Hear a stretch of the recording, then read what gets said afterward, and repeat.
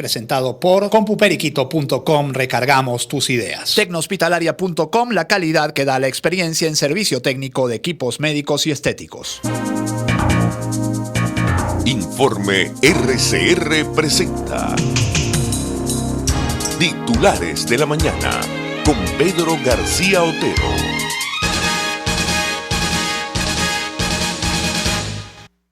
Toque de queda de 4 p.m. a 10 a.m. en 2 municipios del Táchira. Son los 2 primeros municipios en los que una medida semejante se aplica en Venezuela. Este lunes será de 8 p.m. hasta este martes a las 10 a.m., es decir, comenzó anoche. La medida es para los municipios Simón Bolívar, San Antonio del Táchira y Pedro María Ureña, para evitar situaciones de desorden, incomodidad y de siembra de violencia en el proceso de llegadas al territorio venezolano como parte del protocolo que ejerce el gobierno nacional.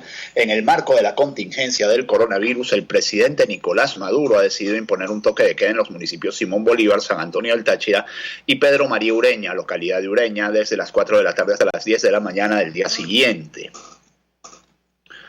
Una información que da Remigio Ceballos Hichazo, comandante estratégico operacional de la Fuerza Armada Nacional Bolivariana.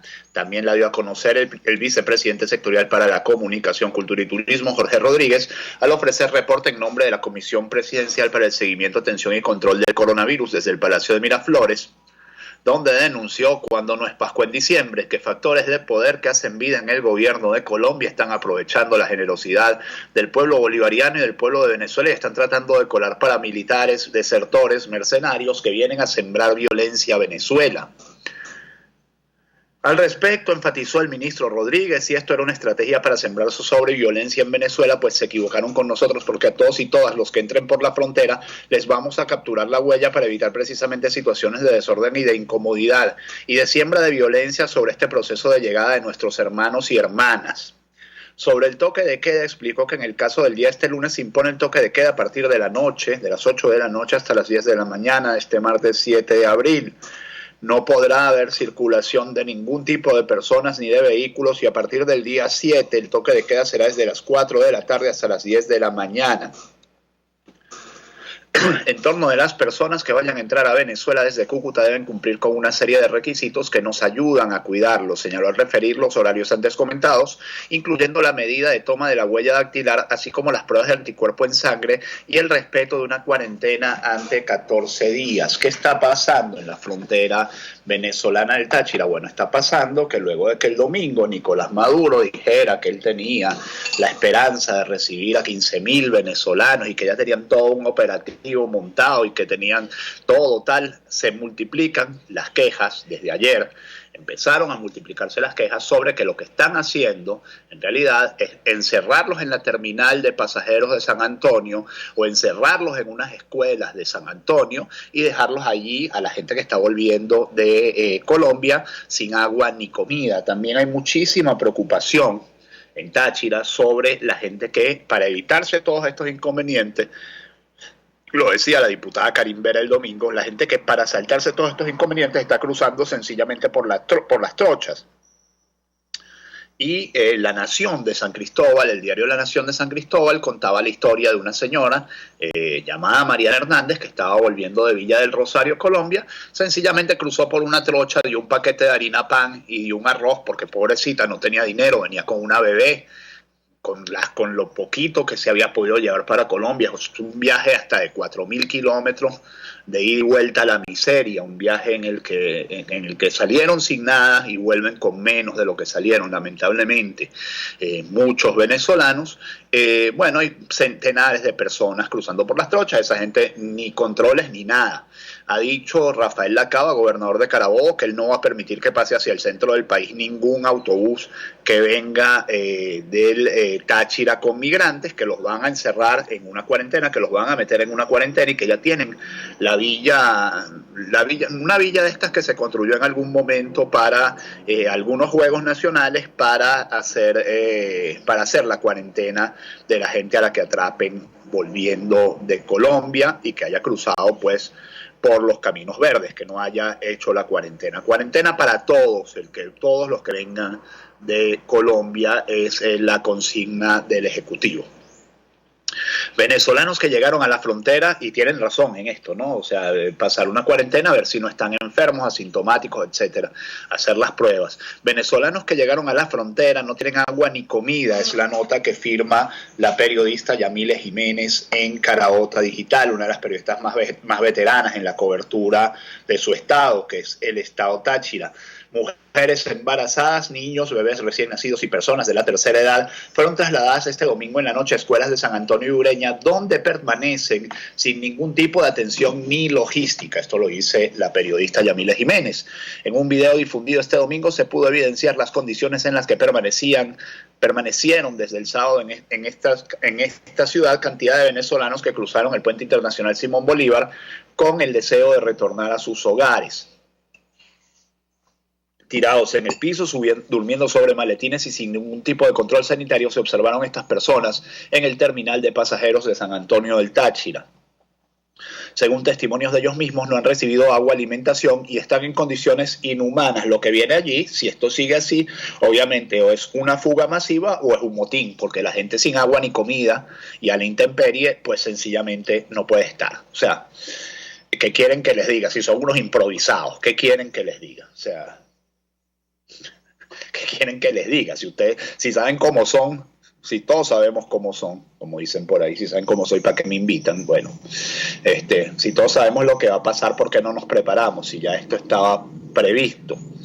Según testimonio de ellos mismos, no han recibido agua, alimentación y están en condiciones inhumanas. Aseguraron que están desesperados, pues se les había ofrecido logística y traslado para su lugar de origen y esto no se dio.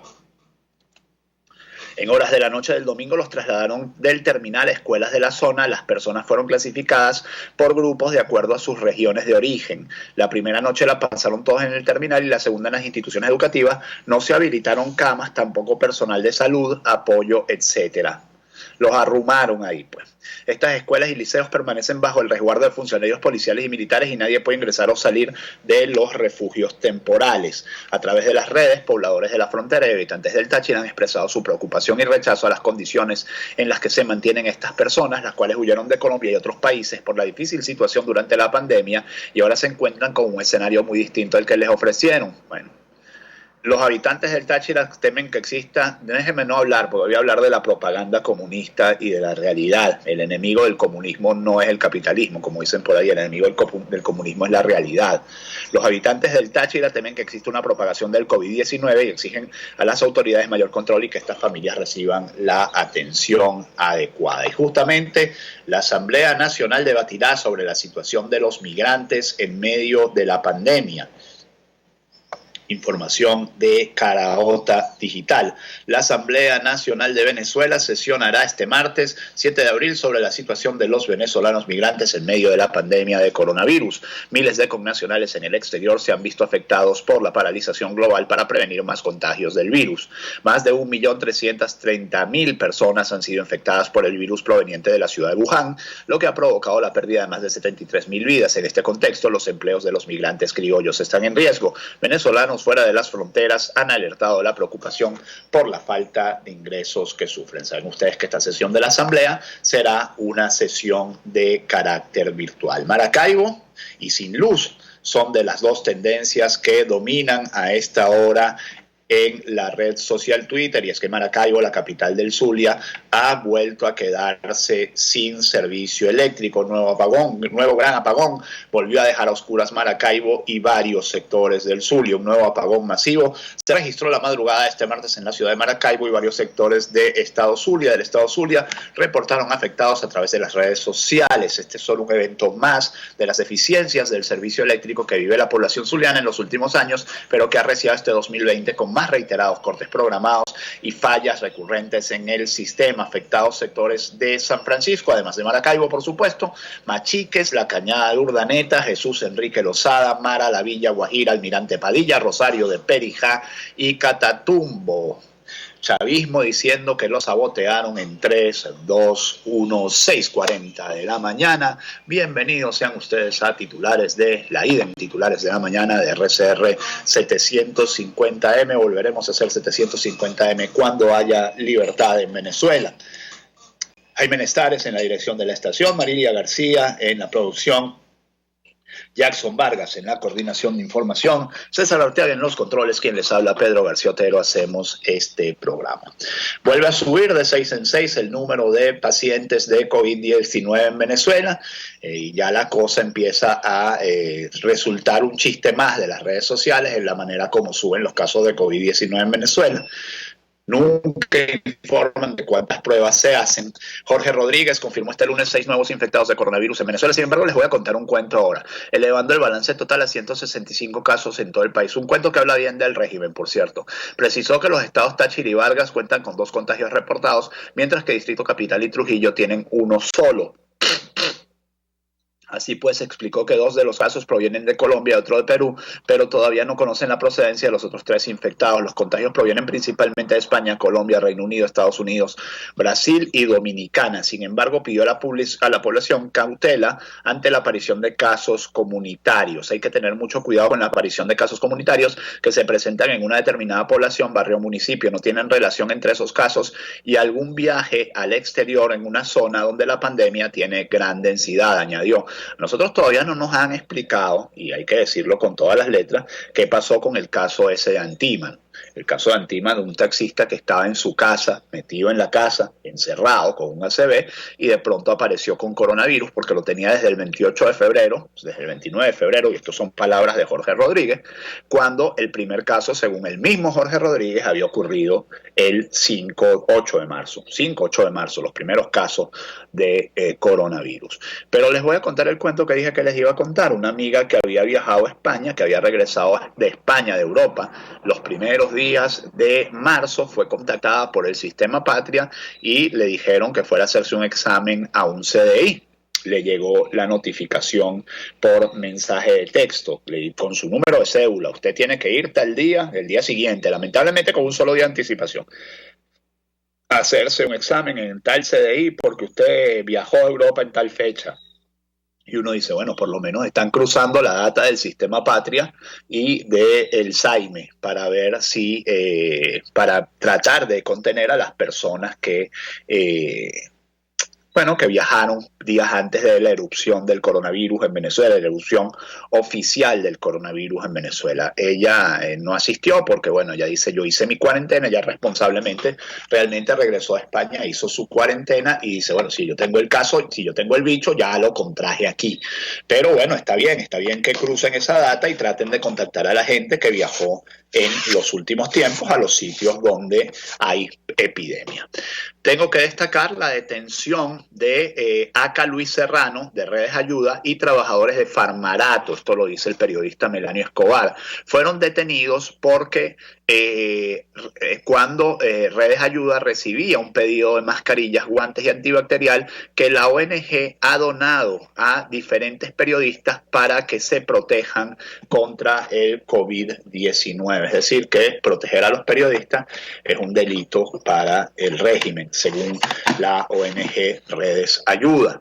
En información internacional, y hay que estar muy pendientes de esto porque, bueno, es importante, Boris Johnson está en terapia intensiva. El primer ministro de Gran Bretaña está en terapia intensiva al empeorar su salud por el COVID-19. Durante esta tarde, el estado del primer ministro ha empeorado y, bajo las recomendaciones de su equipo médico, ha ingresado en la unidad de cuidados intensivos del hospital, señaló su portavoz en un comunicado. Transparencia de las democracias, transparencias que contrastan contra la opacidad de las dictaduras. Nicaragua se pregunta dónde está su presidente en medio de la epidemia de coronavirus. La ausencia del presidente de Nicaragua, Daniel Ortega, desde hace casi un mes ha generado especulaciones sobre su salud y un ambiente de incertidumbre en el país, donde las autoridades no han tomado medidas de contención frente a la pandemia del coronavirus. Ya son 26 los días sin saber nada de Daniel Ortega,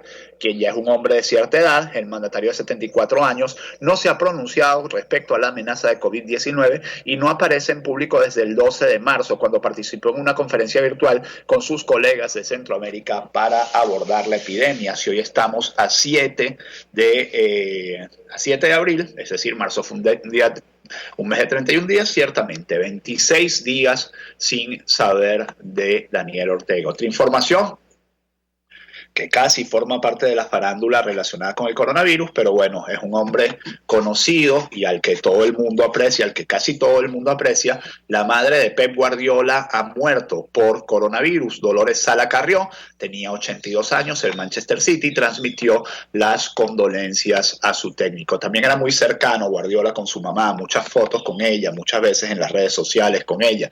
Es decir, la quería mucho, se querían mucho aparentemente, y Guardiola, ustedes saben que es un tipo muy inteligente, muy brillante, entonces todo el mundo aprecia sus declaraciones. Nuevamente, transparencia versus opacidad. Bioanalista detenida por publicar orden de prueba para el COVID-19. Una bioanalista del Hospital Universitario Dr. Pedro Emilio Carrillo del Estado Trujillo fue detenida por publicar en la aplicación de mensajería instantánea WhatsApp, ni siquiera, imagínense ustedes, ni siquiera en Twitter, en WhatsApp, que es una cosa entre privados, una orden para realizar un examen de diagnóstico del coronavirus. Lo denunció el lunes la ONG Espacio Público.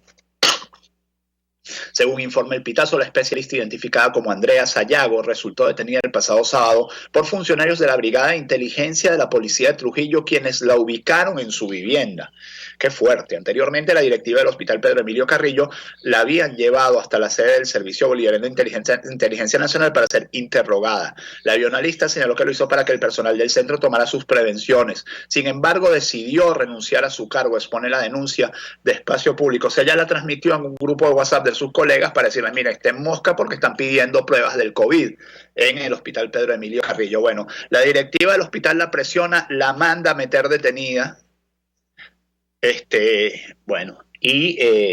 Sucede lo que sucede. Está detenida Andrea Sayago. Sayago está siendo acusada presuntamente por delitos de traición a la patria, violación de la privacidad e incitación al odio. Su audiencia de presentación será este lunes. Bueno, qué fascista, todo demasiado fascista, ciertamente.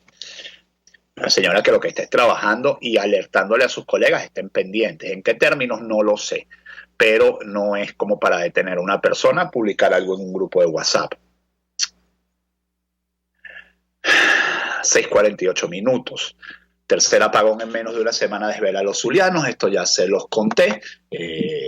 Amanece Maracaibo sin servicio eléctrico. La OMS dice que las mascarillas solas no pueden detener la pandemia, y es información de una rueda de prensa que dio ayer el señor Tedros Ghebreyesus, el director de la OMS, una organización que en los últimos días ha estado en el ojo del huracán por lo complaciente que fue con China, otra dictadura. Al comienzo de la pandemia, las dictaduras siempre mienten, no importa cuando leas esto, cuando oigas esto. La Organización Mundial de la Salud está preocupada por el amplio uso de mascarillas médicas por parte de la población general, algo que podría agravar la carencia de este tipo de equipos para las personas que más los necesitan, ha afirmado el director general del organismo, Tedros Adhanom Ghebreyesus. El funcionario recomendó que los miembros de la población general solo usen mascarillas si están enfermos o cuidan a un enfermo en casa. En otros casos contribuirían a la escasez que está poniendo a los médicos en peligro. Recalcó que las mascarillas por sí solas no pueden detener la pandemia y las naciones deben seguir encontrando, testeando, aislando y tratando cada caso y rastreando cada contacto. Esto de las mascarillas viene porque en Asia, quitemos China, pues, porque China ya sabemos que es un caso aparte, que no se sabe cuántos enfermos ni cuántos muertos hubo. Hay una cifra oficial, pero comparado con lo que está pasando en España y en Italia, esa cifra, y en Estados Unidos, esa cifra da risa. Pero ahora se dice que como las mascarillas son parte de la vida cotidiana de los asiáticos, esto podría haber contenido parcialmente la epidemia en países como Corea del Sur o Taiwán. Pasamos a información local.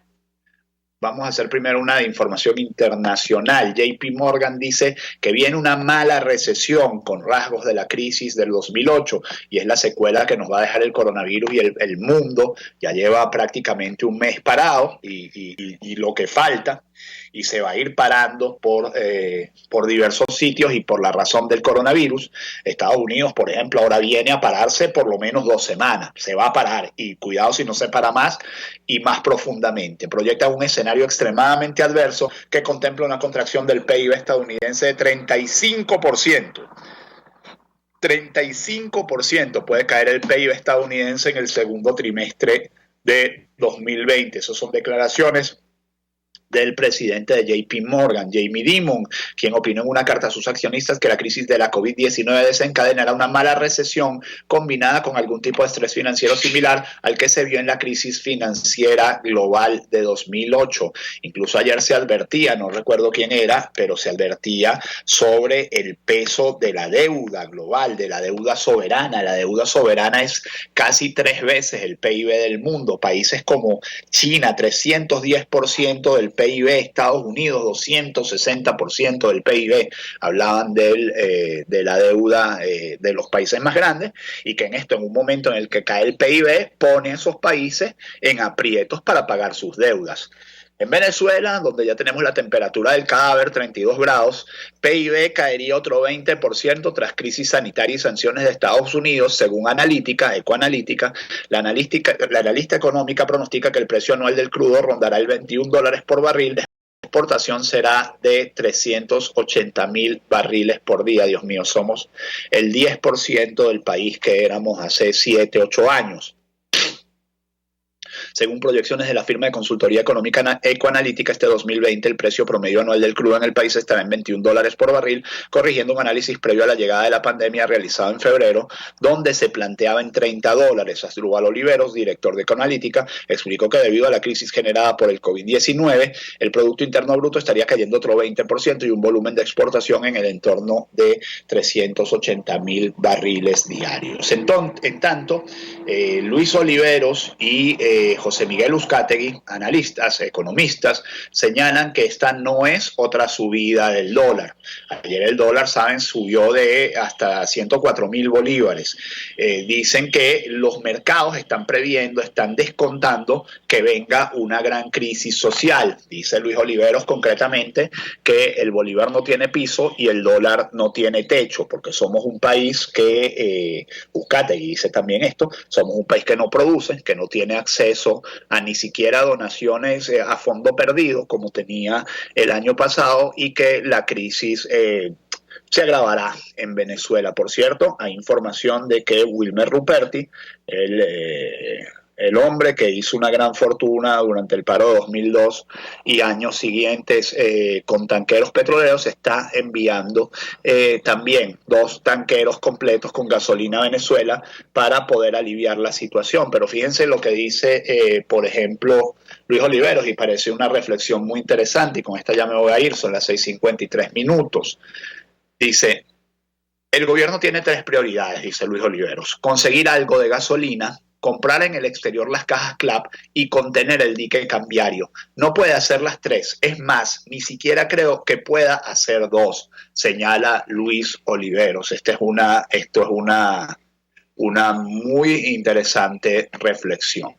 Coronavirus, dice El País: de lo tenemos controlado a habrá muchas muertes. La cuarentena mental de Donald Trump. El presidente de Estados Unidos tardó 3 meses en hablar con seriedad de la pandemia, que ya ha matado a 9.500 norteamericanos y solo acaba de empezar. El régimen de Maduro condenó el trabajo de la cadena de información Deutsche Welle. Esto tiene que ver con el crucero Resolute y el guardacostas Naiguatá. El régimen de Nicolás Maduro criticó el manejo de información de la cadena alemana Deutsche Welle sobre el caso Resolute Naiguatá, incidente marítimo entre un navío guardacostas venezolano y un barco turístico de origen alemán. Entregamos carta a Deutsche Welle, cadena de información alemana, denunciando el manejo irresponsable y antiético del caso Resolute Naiguatá, dijo William Castillo, viceministro de Comunicación Internacional del régimen. Hay toda una controversia sobre dónde estaba el Resolute y cómo es posible que un barco de guerra termine siendo hundido por un crucero. No digo más.